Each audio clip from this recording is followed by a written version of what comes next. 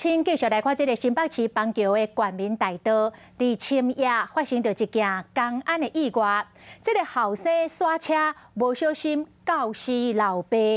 讲这个当时路是封起来，当咧做地下公路配电的工程，有一台沙石仔车挡着施工的路线，现场的义交找无这台沙石仔车的司机，就请这司机的后生帮忙把车刷走。 想袂到，这个爸爸就伫沙石仔车的后壁咧修理车，拢无人注意到，就安尼，这后生拍目裤，伫不知情的状况下，甲老爸告过。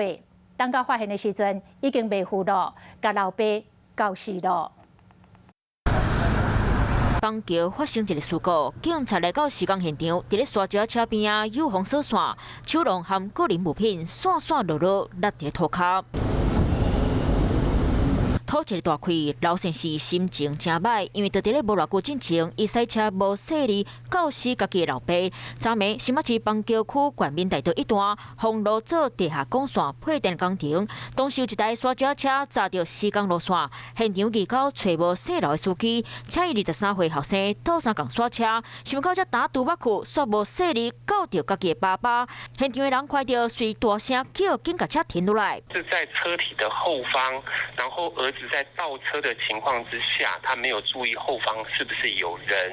他就移动车辆，而造成他倒退的时候去压击到后方的这一个父亲。当时警消来到现场时阵，叫肇事的姓刘司机早就已经无喘气，送病抢救了后，嘛因为重伤救袂回来。这个施工单位有这样的违规，而造成或是构成我们所谓的职业安全卫生法锁定的刑事责任，我们就会把相关的事证移给地方检察署的检察官去做后续的侦办。因为当时这个路段当伫咧施工，所以定做工安意外。若无细力告死爸爸的老先生，已经和爸爸做工过1年，两个人拢是驶沙石车的，伊嘛已经叫警察给带动去调查规件事故的原因。新北市劳检处嘛要求停工，嘛要交相关改善的报告，嘛强调亲像这种大型机具，拄捌过时阵一定拢要有人伫咧边仔看，才袂互同款的悲剧搁一摆发生。